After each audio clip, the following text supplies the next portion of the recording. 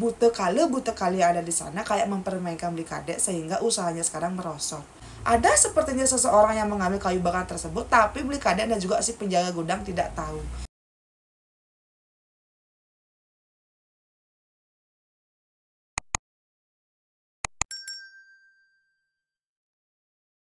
Wes semetan kumpul ya ngerti jadi dinijak saya.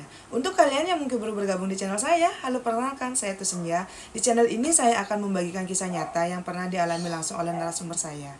Jadi untuk kalian yang mungkin belum bergabung boleh minta like dan juga subscribe-nya. Dan sekedar mengingatkan, semua privasi akan saya samarkan karena saya tidak mau nanti ada pihak ketiga yang merasa dirugikan. Jadi narasumber saya hari ini kita sebut saja namanya Beli Kade. Beli Kade ini adalah anak kedua dari 2 bersaudara dan dia punya 1 kakak laki-laki. Beli Kade ini berasal dari Bali Selatan. Beberapa belas tahun yang lalu Beli Kade pernah mengalami kejadian yang benar-benar merubah hidupnya sampai saat ini. Orang tuanya Beli Kade ini adalah seorang pengusaha yang sangat sukses.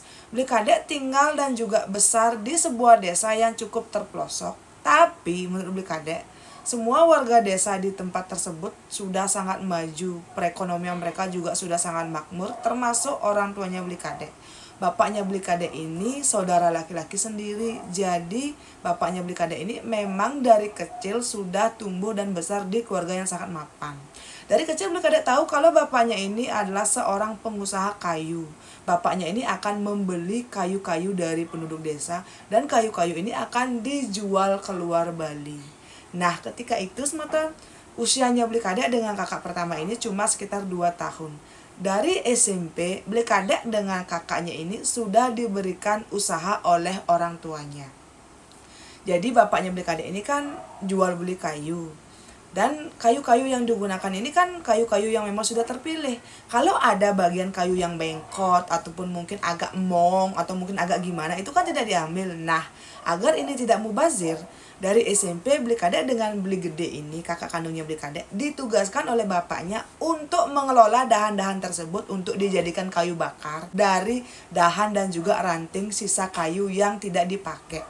Dan dari SMP ini sematonya Beli Kade dengan Beli Gede menuruti bapaknya ini. Ketika itu, saat Beli Kade sudah berumur 25 tahun dan kakaknya ini berumur 27 tahun, usaha kayu bakarnya Beli Kade dengan kakaknya ini sudah maju pesat. Ketika itu Beli Kade hampir setiap hari akan mengirim 2-3 carry full kayu bakar yang sudah dipotong dan juga sudah diikat sesuai dengan ukuran yang diminta semeton. Dan kayu bakar ini akan dijajakan ke desa-desa bahkan sampai ke kota Denpasar ketika tahun itu. Dari hasil usaha kayu bakar berdua dengan Beli Gede ini, Beli Kade bisa membeli mobil dan juga sudah punya rumah pribadi. Nah, menurut Beli Kade begini semeton. Usaha kayu bakarnya ini dulu ketika Beli Kade masih sekolah dibantu dikelola oleh bapak mereka, tapi 100% keuntungan dari penjualan kayu bakar ini diberikan kepada Beli Kade dan juga Beli Gede. Dan dari sanalah Beli Kade dan juga kakaknya ini berusaha berbisnis sampai bisa sebesar sekarang. Ketika itu Beli Kade dengan Beli Gede ini punya 20 karyawan yang bertugas packing, potong dan juga mengirim kayu bakar ini. Ketika itu juga Beli Kade cerita semeton, Beli Kade ini bertugas ke lapangan yang akan menyurupai, memotong, mempacking semua kayu bakar sisa dari kayu yang dibeli oleh bapaknya. Nah, Beli Gede ini bertugas untuk mengirim, mencari pelanggan dan juga mengurus keuangan. Karena Beli Kade ini sangat percaya kepada Beli Gede semeton dan juga begitu sebaliknya, mereka berdua ini kayak benar-benar sudah bisa berdiri di atas kaki sendiri walaupun hanya berjualan kayu bakar. Dan menurut Beli Kade, setelah waktu berlalu semeton, akhirnya bisnis mereka ini berkembang sangat pesat dan bisalah ikut dengan bapaknya mengirim kayu bakar ini sampai ke luar Bali. Beli Kade dengan Beli Gede ini meminta bagian warisan tanah. Dan warisan tanah ini akan dikelola oleh Beli Kade dan juga Beli Gede karena warisan ini akan dibangun sebuah gudang untuk penyimpanan kayu bakar yang akan dipacking sebelum dikirim ke luar Bali. Bapaknya pun mengiyakan semeton. Ketika itu Beli Kade mendapatkan 40 are tanah, begitu juga dengan Beli Gede. Dan perjanjiannya seperti ini semeton. Karena Beli Kade dengan Beli Gede ini memang punya bisnis bersama. Beli Kade dengan Beli Gede ini kayak ingin membangun sebuah gudang di tengah-tengah perbatasan dari warisan tanah mereka. Ini tuh kayak contohnya sebetulnya sebelah kiri ini umpamanya tanahnya Beli Kadek, sebelah kanan kan tanahnya Beli Gede. Nah di tengah-tengah inilah mereka akan membangun sebuah gudang untuk tempat packing dan juga menyimpan bahan-bahan yang akan mereka kirim nanti keluar Bali. Tapi anehnya sebetulnya ketika itu istrinya Beli Gede ini kan seorang wanita yang memang bekerja di bank. Dia itu otaknya encer banget. Entah bagaimana kok yang tadinya Beli Kadek dengan Beli Gede ini sudah setuju dan sepakat ingin membuat gudang di tengah-tengah perbatasan tanah warisan mereka. Tiba-tiba istrinya Beli Gede ini bilang kepada Beli Gede, sebaiknya kalau ada usaha seperti ini, tentukan gudang yang mana, apakah gudang di tempat kita ataupun gudang di tempat adik ipar, karena saya nanti tidak mau ada masalah. Intinya kakak iparnya Beli Kadek ini memberikan saran kepada suaminya untuk benar-benar memisahkan mana uang bersama, mana uang bisnis. Karena memang usahanya Beli Kadek ini sudah semaju itu semeton. Entah bagaimana dan kengkeng Kadek nunduke ya. Berkali-kali Beli Kadek dengan Beli Gede ini berdiskusi membangun gudang tersebut, tidak ditemukan jalan keluar. Mereka tuh bahkan ujung-ujungnya akan bertengkar. Dan Beli Kadek melihat semeton, kok Beli Gede makin hari itu kayak makin berubah. Sikapnya Beli Gede ke Beli Kadek ini kayak makin sombong, seolah-olah tuh kayak ingin menjauhkan diri dari Beli Kadek. Tapi waktu itu Beli Kadek masih berpikir positif, tidak mungkinlah kakaknya seperti itu. Tapi setelah 6 bulan berlalu dari rencana awal mereka ingin membangun gudang, Beli Kadek dengan Beli Gede malah semakin bertengkar karena mereka semakin beda pendapat. Di awal rencana tuh begini teman-teman, biaya akan dibagi menjadi 2. Biaya tukang dan juga biaya melaspas nanti Beli Kadek lah yang akan menghandle. Dan biaya untuk membeli bahan bangunan ini akan dihandle oleh Beli Gede. Tapi engken kaden unduke, tiba-tiba Beli Gede meminta semua biaya silakan di cover oleh Beli Kadek, dan nanti sisanya akan dikembalikan oleh Beli Gede dengan cara mencicil. Nah waktu itu Beli Kadek kan tahu penghasilan mereka ini kan memang benar-benar 50-50 semata. Kalau seumpamanya mereka mendapatkan keuntungan di dalam waktu 1 bulan umpamanya 100 juta, Beli Kadek 50, Beli Gede ya 50, dan gaji dari karyawan akan dipotong dari keuntungan tersebut. Kok bisa-bisanya Beli Gede bilang tidak ada uang? Karena Beli Kadek ini merasa kok Beli Gede ini makin kesini makin takut kepada istrinya, makin kayak disetir oleh istrinya. Beli Kadek pun berdiskusi kepada ibu dan juga bapaknya semeton. Dia menceritakan perubahannya Beli Gede yang tadinya itu polos banget, sekarang kok seolah-olah ingin menarik diri dari Beli Kadek. Beli Gede yang tidak pernah perhitungan dengan uang kok sekarang perhitungan itu, dan seolah-olah ingin menegaskan kalau usaha ini ya dia saja yang punya gitu loh semeton. Beli Kadek menceritakan semua perubahan dari si kakaknya ini. Kakaknya ini kan menikah baru sekitar 3 tahun dengan istrinya ini dan memang belum punya anak. Kok tiba-tiba makin kesini kakaknya ini makin berubah dan seolah-olah selalu lebih mendengarkan pendapat istrinya daripada pendapatnya Beli Kadek, yang padahal mereka kan membangun bisnis kayu bakar ini bersama. Mungkin karena bapaknya Beli Kadek ini kayak kasihan kepada Beli Kadek, dan bapaknya pun memberikan saran, kakakmu itu sudah punya istri, jadi tolong hormati kakak iparmu. Sekarang kalau memang kamu ingin membuka bisnis sendiri, bukalah sendiri nanti biar bapak yang memberikan kamu pinjaman uang. Dan ini akan bapak sampaikan juga kepada Beli Gede agar nanti kalian tidak ada salah paham. Setelah Beli Kadek berpikir dan berdiskusi dengan ibunya, Beli Kadek pun memutuskan ingin pecah kongsi dari Beli Gede dan membuka usaha sendiri. Nah ketika itu semua tahun Beli Kadek, Beli Gede, ibu dan juga bapaknya Beli Gede ini rapat berempat mereka di rumah orang tuanya. Tapi sebetulnya bapaknya si Beli Kadek ini kan bilang, daripada nanti kalian terus saja bertengkar hanya karena masalah uang, sebaiknya kalian membuka bisnis sendiri-sendiri.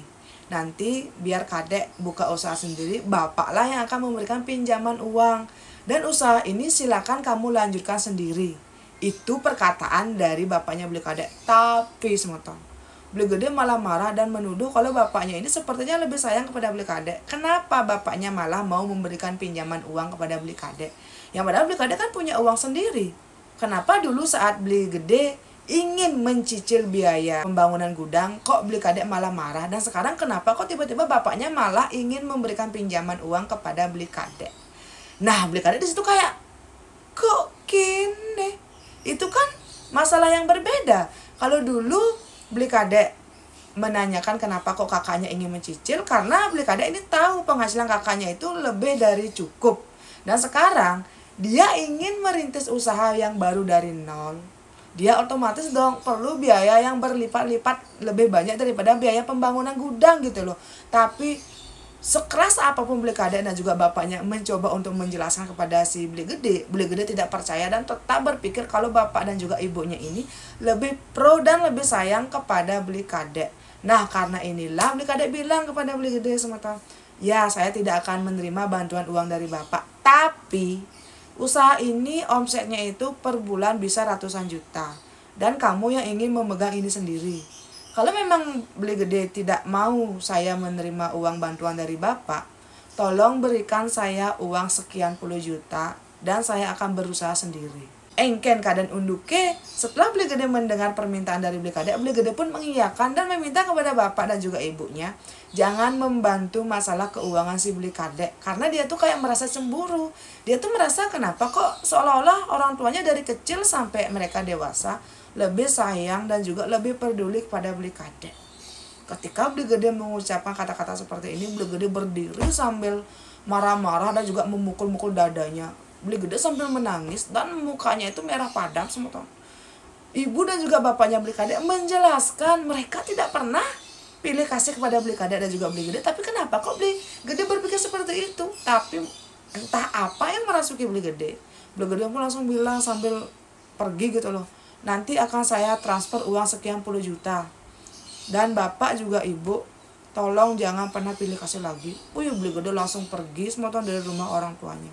Ibu dan bapaknya Beli Gede sampai menangis semua. Beli Gede juga bingung, ini kenapa kok kakaknya berubah seperti itu. Nah, waktu itu akhirnya sebetulnya beberapa hari berlalu, setelah Beli Kade mendapatkan transferan uang dan modal dari Beli Gede, Beli Kade pun memutuskan ingin membuat gudang di tanahnya sendiri. Tapi letaknya ini memang di tanah paling ujung karena dia tidak mau berdekatan dengan tanah warisan dari kakaknya. Dan waktu itu Beli Kade memutuskan akan membuka usaha jual beli kayu bakar. Tapi setelah Beli Gede tahu kalau Beli Kade ini membuka usaha kayu bakar juga, Beli Kade ini tidak disapa selama berhari-hari oleh Beli Gede semata. Yang padahal Beli Kade kan sudah bilang kalau dia tuh emang ingin membuka usaha kayu bakar lagi, dan Beli Kade akan berusaha mencari langganan sendiri. Yang kita tahu kan selama ini yang membantu Beli Kade mencari langganan dan juga mengurus semua biaya administrasi ini kan si Beli Gede. Entah kenapa kok Beli Gede ini terlihat seperti marah semata. Dan Beli Kade tuh kayak bingung banget, ini tuh kenapa kok Beli Gede seolah-olah cemburu dengan dia, dan kenapa seolah-olah apa yang dilakukan oleh Beli Kade ini selalu salah di mata kakaknya. Entah kenapa Beli Gede kok terus saja marah-marah, menyindir dan juga membicarakan Beli Kade di luar semeton. Nah, ketika itu Beli Kade tuh kayak bingung gitu loh, ini tuh kakaknya kenapa kok bisa berubah seperti itu. Yang dulunya kakaknya ini sayang sekali dengan Beli Kade. Dulu itu mereka tidak pernah meributkan hal apapun. Sekarang ini kan posisinya Beli Gede ini masih satu rumah dengan kedua orang tuanya. Beli Kade memang sudah membangun rumah sendiri di samping pekarangan rumah orang tuanya gitu loh semata. Mereka tuh beda pekarangan tapi masih di jalur yang sama, di jalan yang sama. Nah, waktu itu karena Beli Kade ini memang ingin cepat maju dan dia tuh kayak sudah ada planning ingin menikah, Beli Kade pun mengabaikan sikap dari Beli Gede dan berusaha membangun bisnisnya ini dari nol. Ketika itu setelah gudangnya Beli Kade selesai, setelah diplas-plas juga, Beli Kade ini merekrut 5 karyawan di awal. Nah, kelima karyawan ini memang karyawan yang dulu bekerja dengan Beli Kade dan juga Beli Gede. Kelima karyawan ini berhenti di tempatnya Beli Gede karena mereka merasa lebih nyaman dan juga merasa kayak lebih dihargai ketika bekerja dengan si Beli Kade. Di awal-awal Beli Kade ini mencari pelanggan itu susah sekali semua tahun, benar-benar susah. Karena selama ini yang mengurus itu semua kan si Beli Gede. Tapi mungkin karena Beli Kade ini ulet, selama 2 tahun berjalan semua tahunnya, akhirnya Beli Kade pun punya 5 saudagar yang mau membeli kayu-kayunya Beli Kade ini setiap seminggu sekali. Tapi kayu-kayu ini harus dikirim sendiri oleh Beli Kade ke Kota Denpasar. Dan waktu itu Beli Kade sudah punya 7 karyawan, 2 sopir dan 5 tukang packing. Dan waktu itu juga semeton, karena usahanya Beli Gede ini kan sudah besar banget, semua bahan-bahan kayu bakar yang pastinya diberikan oleh bapaknya ini diambil oleh Beli Gede dan dia jual sendiri. Ketika itu Beli Kade pun berpikir, ini loh semuanya sudah diambil oleh Beli Gede, dan nanti kalau Beli Kade ikut mengambil kan otomatis mereka ini bertengkar gitu loh. Nah, bapaknya Beli Kade juga bilang, bapak juga bingung deh harus melakukan apa. Sekarang bisnis ini kan sudah pecah, kalian ini sudah punya bisnis masing-masing. Kalau bapak mendukung kamu, nanti kakakmu marah. Tapi kalau bapak tidak mendukung kamu, nanti bapak takut nanti kamu kenapa-napa gitu loh. Beli Kade pun berjanji kepada bapaknya, dia tidak akan menuntut apapun dan akan berusaha sendiri. Nah ketika itu teman-teman, Beli Kade ini kenalah dengan seseorang yang memang juga dalam bisnis jual beli kayu seperti bapaknya Beli Kade. Dan ternyata orang ini juga teman baiknya si bapaknya Beli Kade. Di situ Beli Kade kayak menawarkan kerjasama dengan si orang ini. Kita sebut saja namanya Pak Nyoman. Pak Nyoman ini salah satu saudagar kayu yang berasal dari desa tetangga.